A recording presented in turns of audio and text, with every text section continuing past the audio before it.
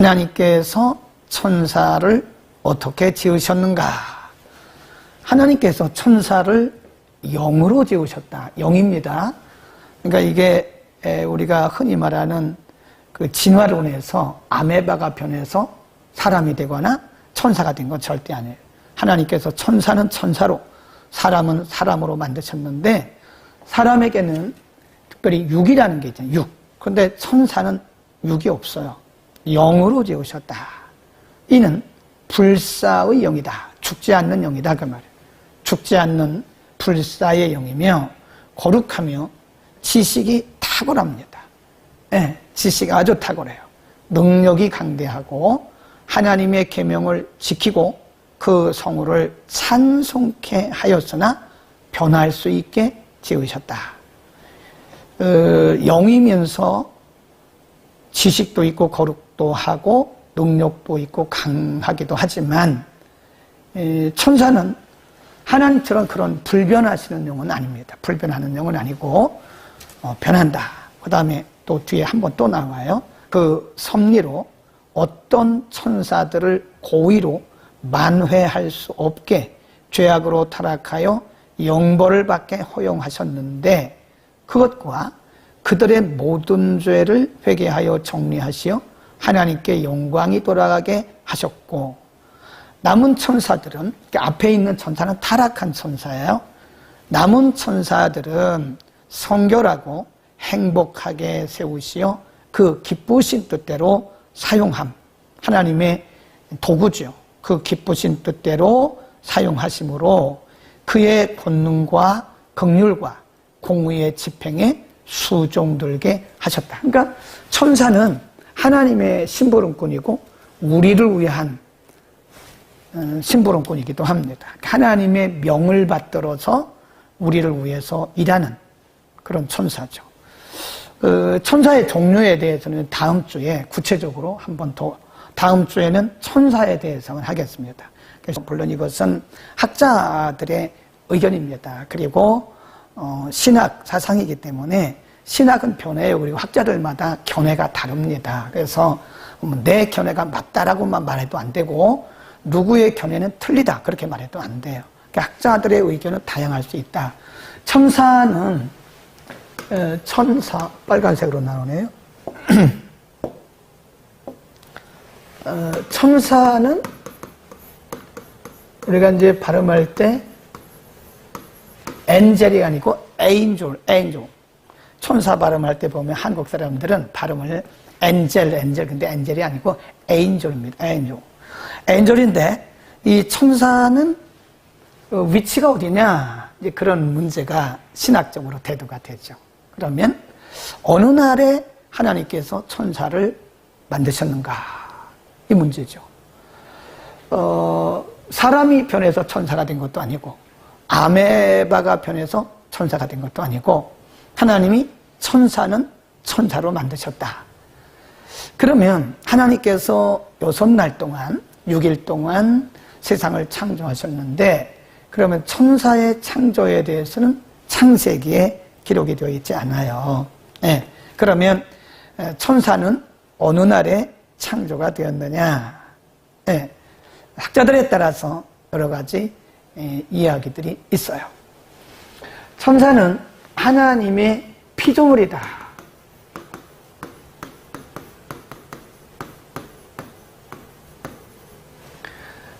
그러면 이 천사는 아까 분명히 말씀하기를 원래 하나님께서 천사를 천사로 만드셨는데 그 중에 일부가 타락을 했어요. 하나님의 영광을, 하나님의 보좌를 탐내다가 타락했어요. 그게 사탄이라고 그러잖아요.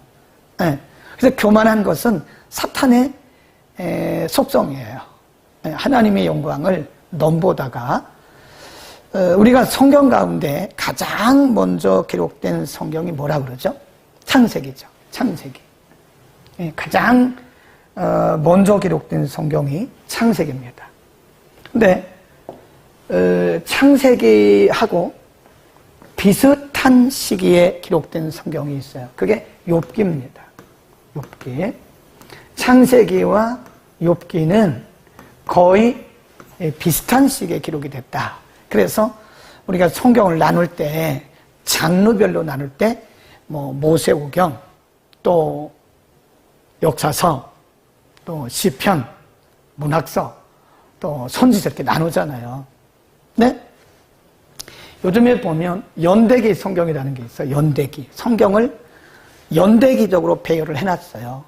네, 물론 그것도 학자들마다 약간 다를 수는 있어요. 그러나 대부분의 학자들이 인정하고 동의하는 것은 창세기와 욥기는 거의 같은 시기에 기록이 됐다. 그런데 제가 이 말씀을 왜 드리냐면 욥기에 보면요, 거기 벌써 사단이 존재를 해요.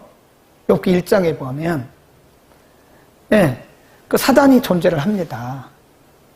그러니까 언제 천사가 창조가 됐느냐? 첫 번째 날이냐? 두 번째 날이냐? 세 번째 날이냐? 근데 성경에는 그 어느 곳에서도 천사 창조에 대한 말씀이 없고 천사가 타락했다, 이런 말씀이 기록되어 있어요. 자, 우리 욥기 1장으로 한번 가보죠. 좀 어려운 부분이기도 하고요. 이런 부분들은 신학적인 부분이기 때문에 또 신학자들마다 약간의 견해를 달리합니다. 이게 하나님의 보좌예요. 지금 하나님의 보좌. 이 세상이 아닙니다. 하나님의 보좌에서 일어났던 일을 기록을 하고 있는 거예요. 거기 보면 하루는, 그랬죠? 또 하루는 하나님의 아들들이 와서 여호와 앞에 서고 사단도 그들 가운데 와서 여호와 앞에 섰다. 여호와께서 사단에게 이르시되 내가 어디서 왔느냐? 사단이 여호와께 대답하여 가로되 땅에 두루 돌아 여기저기 다녀왔습니다. 2장입니다. 1장으로 갑니다. 6절입니다. 하루는 하나님의 아들들이 와서, 이 하나님의 아들들은 하나님을 수종도는 천사들을 의미하는 거예요. 하나님의 아들들이 와서 여호와 앞에 섰고 사단도 그들 가운데 왔는지라. 네. 다른 번역에 보면 one day, 어느 날 the angels, 천사들이 came to present themselves before the Lord, 하나님 앞에 왔더라 그랬어요. 그러니까 여기서 하나님의 아들들은 angels, 천사들이에요. 하나님의 천사들이 와서 여호와 앞에 섰고 사단도 그들 가운데 왔다. 여호와께서 사단에게 이르시되 내가 어디서 왔느냐? 사단이 여호와께 대답하여 가로되 땅에 두루 돌아 여기저기 다녀왔나이다 그러잖아요. 그러니까 그런 거를 보면 이게 이미 창세 전부터 존재하지 않았는가, 그렇게 얘기를 하는 거죠. 하나님의 천상회의 1장 6절, 2장 1절, 이렇게 벌써 그때 하나님의 보좌에서 일어나고 있는 일들이 벌써 거기에 타락한 천사인 사단도 참여를 하고 있다는 거예요. 그래서 이제 어떤 신학자는요, 아마 네 번째 날일 것이다. 네 번째 날. 그래서 이 세상이 모든 것들이 준비되어지고 실질적으로 이제 해, 달, 별이 시간이 생기게 된 것이 네 번째 날이잖아요. 그래서 어쩌면 세 번째 날과 네 번째 날 사이일 것이다. 그렇게 주장을 하는 분들도 있습니다. 숙제입니다. 여러분, 다음 주에 우리가 천사들에 대해서 더 구체적으로 공부할 건데 여러분의 의견을 말해주세요. 저는 천사가 아무래도 욥기에 벌써 1장과 2장의 천사가 그리고 사단이 등장하는 것을 보니까 창세 전일 것, 이 창조 전, 이 세상을 창조하기 전일 것이다. 아니면 어떤 성경학자가 말하는 것처럼 세 번째 날과 네 번째 날 사이에 천사가 창조됐을 것이다. 오늘 제가 답을 안 드립니다. 여러분이 한번 생각해 보시고 여러분 나름대로의 생각을 정리해서 갖고 계시면 다음 주에 제가 함께 공부하도록 하겠습니다. 자, 그러면 천사는 분명히 하나님의 피조물이에요. 하나님의 피조물이고 하나님을 수종드는 자다. 네. 그래서 우리가 다음 주에 공부하겠지만 천사가 창세기부터 등장을 합니다. 아브라함에게도 천사가 나타났어요. 근데 사람을 가장하고 와요. 천사는 아까 분명히 뭐라고 그랬어요? 영적인 존재라고 그랬잖아요. 히브리서에도 보면 손님 대접하기를 잊지 마라 그러면서 부지 중에 천사를 대접한 이들이 있다. 그게 아브라함 얘기거든요. 사람의 모양으로 나타났는데 나중에 보니까 천사였어요. 그런 경우가 많고요. 다니엘서에 보면 천사, 가브리엘 천사가 응답을 가지고 하나님의 메시지를 가지고 가브리엘에게 와요. 그 다니엘에게 와요. 그래서 가브리엘이라고 말을 합니다. 다니엘에게 와서 하나님의 명령을 말하는. 히브리서 1장 14절에 보면 그래서 구원받은 자들을 위해서 섬기라고 보내심을 입은 자들이다. 그러니까 창세기부터 요한계시록까지 천사에 대한 얘기는 굉장히 많습니다. 예수님도 말씀했어요. 천사들과 함께 구름을 타고 오실 것이다. 그리고 천사들을 보내서 택하신 자들을 모을 것이다. 천사는 용인데, 그렇죠? 그러니까 우리가 다양하게 천사들에 대해서는 깊이 공부할 필요가 있다. 왜냐하면 지금도 천사들이 존재하고 있고요. 우리 가운데 함께하고 있거든요. 시편에 보면 천사들이 우리를 둘러 짐치고 있다고 그랬어요. 네. 그래서 우리가 천사는 지금도 존재하는 영적 존재다. 그래서 이거는 쉽게 우리가 간단하게 공부할 것이 아니라 다음 주에 천사들에 대해서는 좀 깊이 공부하도록 하겠습니다. 오늘은 천사는 하나님의 피조물이다. 수종드는 자다. 아까 제가 숙제 내드렸죠? 천사가 언제 창조되었을까? 이 세상을 창조하시기 전인가? 어떤 학자들이 말하는 대로 세 번째 날과 네 번째 날 그 사이일 것인가? 숙제입니다. 다음 주에 함께 풀어보도록 하겠습니다. 는 사람을 어떻게 지으셨는가? 하나님께서 모든 다른 피조물을 만드신 후에 마지막 날이에요. 사람을 남과 여로 지으셨어요. 남, 여로. 분명히 남자는 남자로, 여자는 여자로 지으셨어요. 처음에 남자의 몸을 흙으로 지으시고 여자를 남자의 갈빗대로 지으시고 그들에게 성적, 이성적, 불사의 영혼을 주셨다. 하나님의 형상대로 지식과 의와 거룩함, 지난주에 공부했어요. 여기는 하나님의 속성, 비공유적 속성, 공유적 속성 그랬어요. 거룩함으로 지으시고 그들의 마음속에 하나님의 법을 기록하시고 피조물 통제권, 그게 중요합니다. 피조물을 통제하는 권리를 주셨어요. 하나님의 법을 지킬 수 있는 능력을 주셨으나 타락할 수도 있게 지으셨다. 이거는 가변적이다. 그런 얘기입니다. 18. 하나님의 섭리하신 일이 무엇인가? 하나님의 섭리하시는 일은 가장 거룩하고 지혜롭고 능력 있게 만물을 보존하시고 통치하시는 것이며 자기의 영광을 위하여 피조물과 그 모든 행위를 정리하시는 것이다. 창세기 1장 26절에서 28절로 갑니다. 창세기 1장 26절 26절을 한번 보겠습니다.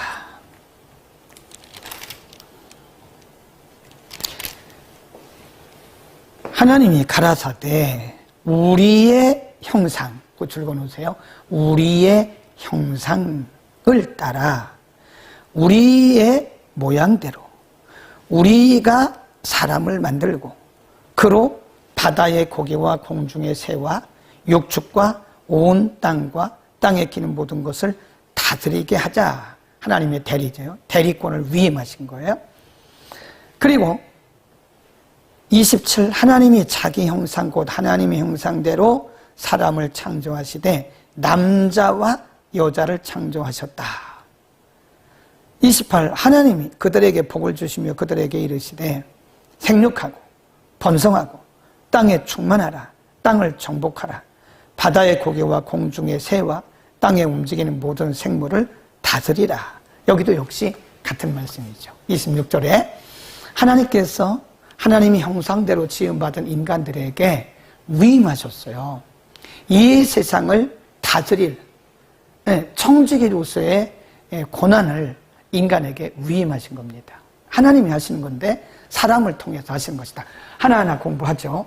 거기 보면 우리의 형상대로, 우리가 우리의 형상대로 우리의 모양을 따라, 그래서 우리란 말이 3번 나와요. 우리가 우리의 형상을 따라 우리의 모양대로 그랬어요. 그래서 이 우리라고 하는 것이 많은 사람들이 뭐라고 알고 있느냐면 삼위일체다. 그래서 성부, 성자, 성령, 삼위 하나님을 의미한다 라고 얘기를 합니다.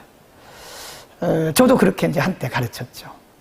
우리라고 하는 것은 이게 복수잖아요, 복수. 그래서 성부, 성자, 성령을 의미한다. 그런데요, 우리가 그래서 성경은 잘 보셔야 되고요. 그리고 원어로 볼 필요가 있어요. 원어.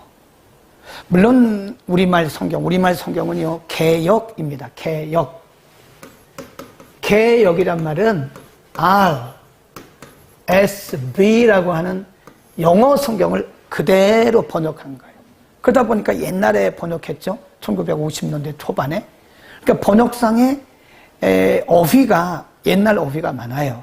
그러니까 10몇 년 전에 우리가 다시 번역을 하자. 그러니까 어려운 번역을 쉽게 풀어 쓴 게 새로 나온 개정개역입니다. 근데 똑같아요. 영어로 보면 똑같아요. 우리말 어휘만 조금 이렇게 쉽게 풀어 쓴 거고 현대인들이 알아볼 수 있는 그런 어휘로 바꾼 거죠. 영어 성경은 똑같습니다. 영어 성경은요 번역이 굉장히 많아요. 굉장히 많습니다. 미국 교회 가보면 교회마다 성경 번역이 다 틀려요. 그래서 뒤에다가 성경을 이렇게 비치해놓은 교회들이 많아요. 우리 교회는 킹 제임스를 씁니다. 우리 교회는 American Standard Bible, NASB를 씁니다. 우리 교회는 NIV, New International Version, 우리는 NIV를 씁니다. 우리는 RSV, 개역 성경을 씁니다. 이렇게 교회마다 달라요. 그래서 아예 표시를 합니다. 우리 교회는 킹 제임스 버전을 사용합니다. 그렇게 써놓는다니까요. 근데 제가 히브리어 선생이잖아요. 헬라어도 가르쳤잖아요. 17년 동안. 그런데 원어에 가장 가까운 성경은 번역서, 다 번역서예요. 히브리어, 헬라어, 원어에 가장 가까운 성경은 킹 제임스 버전입니다. 근데 요즘에 너무 킹 제임스 버전에 아주 집중해가지고 어떤 분은 다른 번역은 다 사탄이 한 것이다. 너무 극단으로 가는 분이 있어요. 그렇게 말하는 것도 굉장히 위험해요. 제가 볼 때 현존하는 번역 가운데 그래도 원어에 가깝게 근접하고 있는 것이 킹 제임스 버전이고요. 제가 하나 갖고 있는데 제루살렘 바이블이라고 예루살렘 번역입니다. 그래도 역시 그 나라 말로 이렇게 번역하는 과정에서 이것이 또 이렇게 바뀔 수가 있어요. 뉘앙스가. 그래서 신학대학에서는요 반드시 히브리어 헬라어를 공부를 해야 돼요. 그리고 설교하는 분들은요 적어도 히브리어 헬라 성경을 한 번쯤은 점검을 해야 됩니다. 제가 오늘 예를 들어서 요한복음 1장 1절부터 12절을 설교한다. 그러면 헬라 성경을 한 번쯤은 검색을 해보라 이거예요. 네. 원문 몰라도요 요즘에는 그런 프로그램이 굉장히 많이 나옵니다. 네. 그냥 한글로 다 돼 있어요. 번역돼 있어요. 그런 거 정도는 한번 점검하라 이거예요. 그래야 설교하는 사람들이 실수를 안 합니다. 네. 물론 우리말 성경도 잘 됐어요. 구원받기에 전혀 손색이 없습니다. 불편이 없고 부족하지 않아요. 그러나 말씀을 가르치는 자들은 그것만 갖고는 안 된다 이게. 아시겠죠?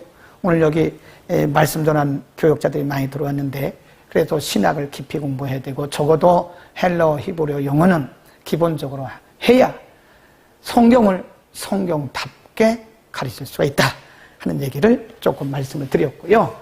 그래서 이 얘기 하다고 했는데, 그래서 원문 성경에 보면 엘로힘, 바라 이렇게 나와요. 이슈아, 왜 이슈는 남자예요. 이슈아는 여자입니다. 하나님께서 태초에 베레시트, 태초에 엘로힘, 하나님께서 태초에 남자와 여자를 만드셨다 할 때 하나님, 그게 뭐라고 되어 있냐면요, 그래서 하나님이라고 하는 용어가 창세기에 나오는 용어가 달라요. 출애굽기에 나오는 용어가 다릅니다. 우리말은 물론 다 하나님이에요. 시편에 나오는 용어가 다릅니다. 그리고 우리가 바벨론 포로 이전과 이후에 사용하는 용어가 다르단 말이에요. 근데 우리말 성경은 다 하나님이라고 번역을 했어요. 그러니 일반인들은 모르는 거죠. 창세기에 나타난 하나님이라고 하는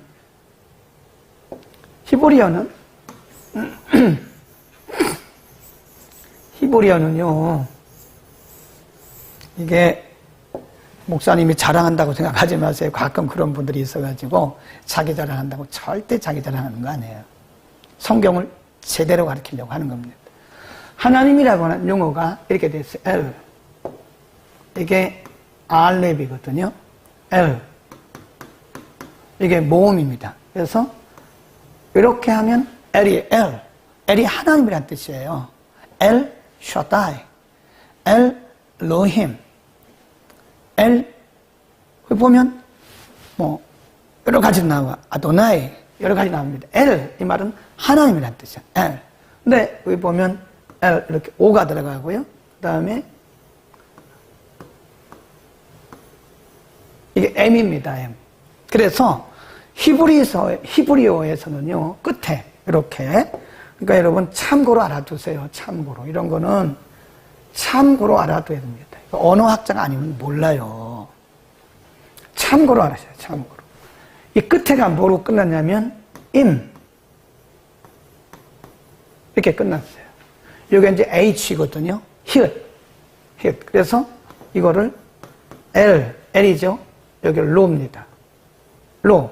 H, 히읗이 있으니까 이렇게 하고 임. 이렇게 엘로힘 이렇게 발음을 하는 거예요. 엘로힘.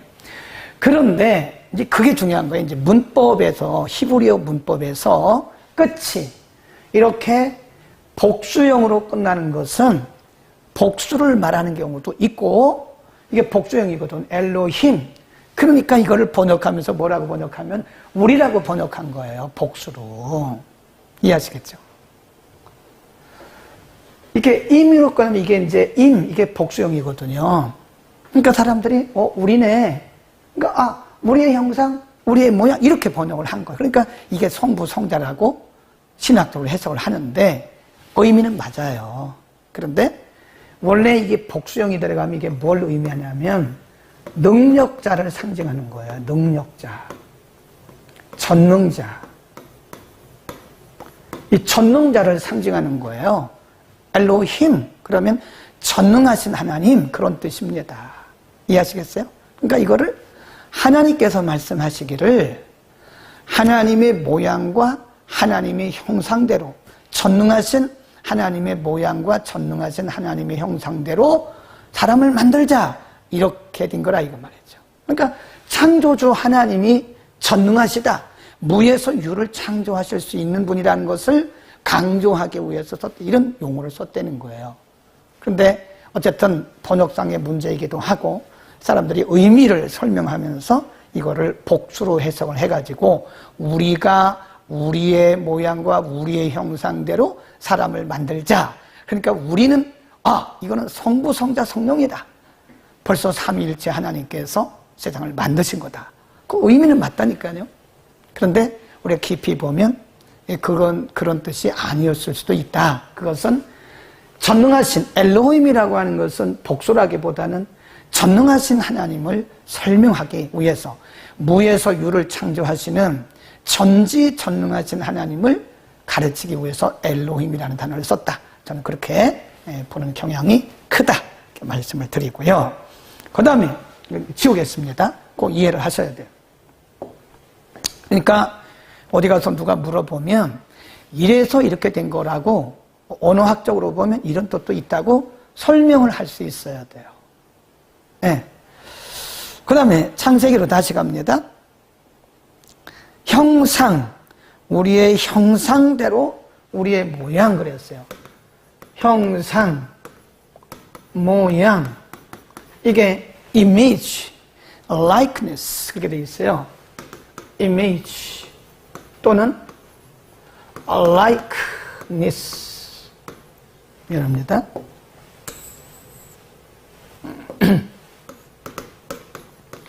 likeness 이 말은 이 형상 모양 똑같은 거예요. 인간의 모양, 형상 그런 뜻입니다. 그러면 이 모양과 형상은 같은 의미겠죠? 이것은 뭘 의미하는가? 하나님의 형상과 모양은 뭘 의미하는가? 이것은 여러 번 제가 설명을 했는데요. 외모를 말하는 게 아닙니다. 하나님이 영이신데 무슨 외모가 있습니까? 그렇죠? 이것은 뭐라고 그랬어요? 하나님의 속성 혹은 하나님의 본질을 의미하는 것이다. 그래서 이것은 하나님의 본질들을 의미하는 것이다. 우리 공부했잖아요. 속성, 비공유적 속성, 공유적 속성. 그래서 하나님만 갖고 계시는 것을 비공유적 속성이라고 그러고 이 비공유적 속성을 하나님께서 인간에게 넣어주신 거예요. 그래서 우리를 하나님의 형상 닮았다 그래요. 근데 이 하나님의 형상이 뭐로 깨졌어요? 하나님의 형상이 죄로 인해서 깨졌습니다. 형상이 죄로 인해서 깨졌어요. 깨어져. 그래서 우리가 이제 예수 믿잖아요. 예수 믿고 말씀 듣고 그러잖아요. 그러면 하나님의 형상이 회복되어 가는 거예요. 거듭난다 그러잖아요. 거듭난단 말이 뭐냐면 하나님의 형상의 회복이에요. 깨어짐. 죄로 인해서 깨어졌던 하나님의 형상이 회복되어 가는 것을 경건이다, 거룩이다. 네, 그렇게 얘기를 하는 겁니다. 그게 하나님의 형상의 회복. 형상의 회복. 이게 뭐냐? 이게 거룩입니다. 이게 성화라고. 근본적으로 우리는 거룩할 수가 없어요. 근데 죄 때문에. 근데 우리가 예수 믿고 말씀과 성령이 우리 가운데 역사하기 시작하잖아요. 그러면 죄가 하나하나 이제 버려지잖아요. 회개하고 죄 버리잖아요. 그럼 하나님의 형상이 우리 가운데에서 회복이 되는 것이다. 아멘. 이런 용어들도 잘 알아야 됩니다. 거룩이 뭐냐? 내가 뭘 하고 하는 게 그게 거룩이 아니에요. 경건이 뭐냐? 성화가 뭐냐? 우리는 근본적으로 성화될 수 없다니까요. 말씀과 성령으로 우리를 거룩하게 해 나가시는 거지 우리가 뭘 해가지고 거룩한 건 아니에요. 그러니까 윤리 도덕에 빠지지 마세요. 우리가 가끔 보면 자가당착에 빠집니다. 자기가 윤리적으로 도덕적으로 깨끗하니까 자기가 거룩한 줄 알아요. 아닙니다. 인간은 근본적으로 윤리도덕적으로 거룩해질 수가 없어요. 그러니까 우리가 예수를 믿는 것도 윤리적 도덕적으로 믿으면요 그게 율법주의에 빠지는 것이고요 종교입니다. 종교. 우리는 스스로 거룩해질 수가 없습니다. 그러니까 거룩한 척 하지 말라니까요. 괜히 거룩한 척 하지 마세요.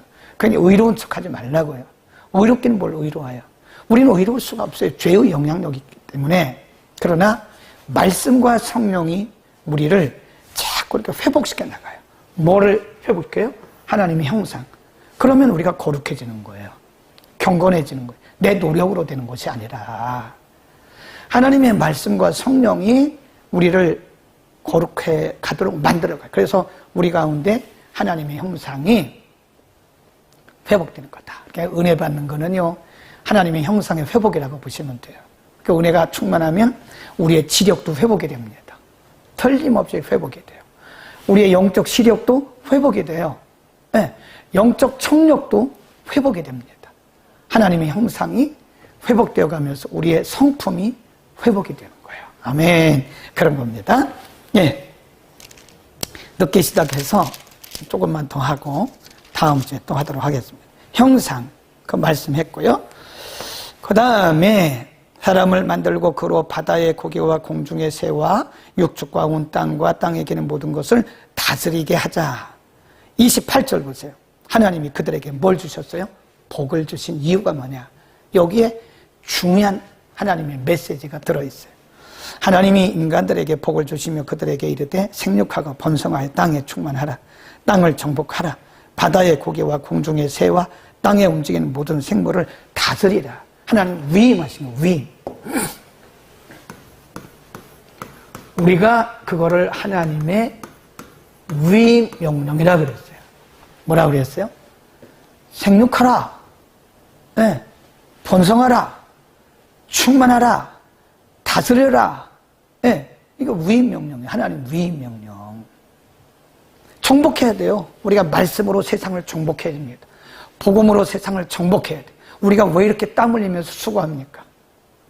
쉴 날 없이 우리가 왜 이렇게 복음 전하냐고요. 그것은 복음을 통해서 이 세상을 정복해 나가는 거예요.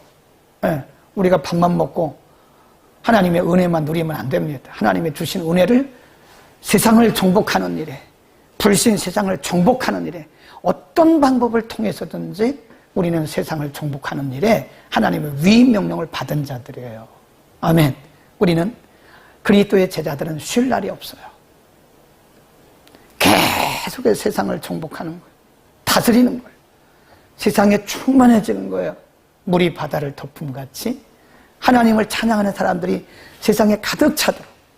네, 저의 모토가 그겁니다. 물이 바다를 덮은 것처럼 이 세상에 하나님을 인정하고 예배하는 사람들이 가득 차지도록 수고하고 노력하는 그것이 우리에게 주신 위임 명령이에요. 오늘 방송 나가고 전국이 난리 났어요. 저를 아는 사람들이 막 문자 오고 전화 오고 난리 났습니다. 저를 자랑하려고 하는 게 절대 아닙니다. 제가 자랑한들 뭐합니까? 제가 높아진들 뭐래요? 그 부질없는 짓이더라고. 제가 해보니까 나를 높이고 하는 거는요, 정말 철없을 때 했던 일이고 지금은 그런 거 하나도 없습니다. 주님의 영광 드러내는 거.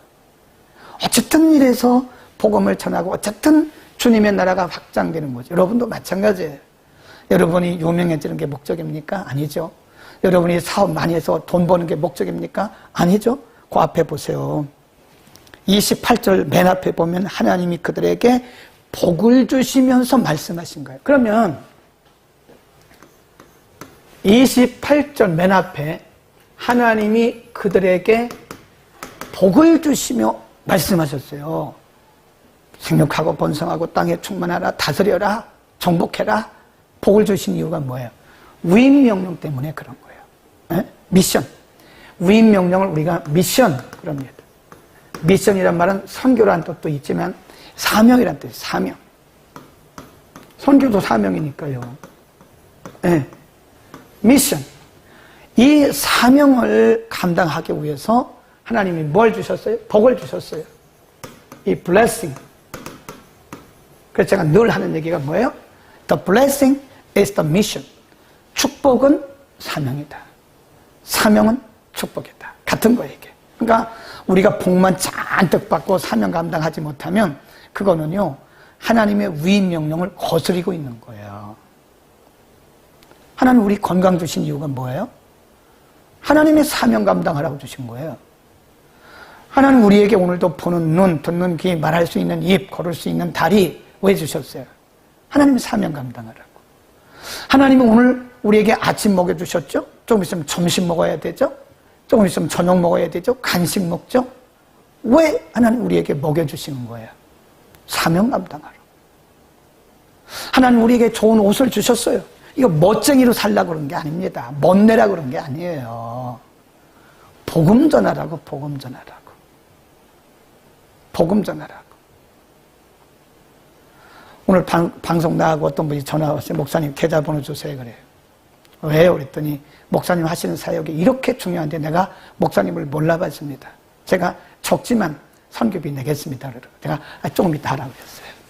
계좌번호 안 줬습니다. 아직. 우리가 이 땅에 살아가는 존재의 의미는, 하나님이 우리에게 복을 주신 의미는, 목적은 바로 사명 감당하는 거. 그러니까 우리가 복을 받고 사명 감당 안 하면요, 직무유기입니다. 직무유기. 직무유기가 얼마나 큰지 아세요? 하나님이 우리에게 주신 직무를 버리는 게 유기하는 게 유기. 직무유기죄 얼마나 큰데요. 우리는 하나님께로부터 복을 받은 자들입니다. 복을 받은 것은 나 잘 먹고 잘 살고 나 유명하라고 그런 게 절대 아닙니다. 우리가 유명한들 뭘 얼마나 유명하겠습니까? 우리가 잘 먹고 잘 산들 얼마나 잘 먹고 잘 살겠어요? 다 그게 그거 아니겠어요? 세상에? 하나님의 사명. 하나님이 우리에게 주신 사명. 그래서 여러분 주무시기 전에요, 반드시 가슴에 손을 얹고 생각을 해보세요. 나는 오늘 하나님께서 오늘이라고 하는 이 시간에 나를 살게 하셨는데 생명 주신 하나님의 사명을 제대로 감당했는가 생각해야 돼요. 주무시기 전에. 아멘. 오늘 여기까지 하고요.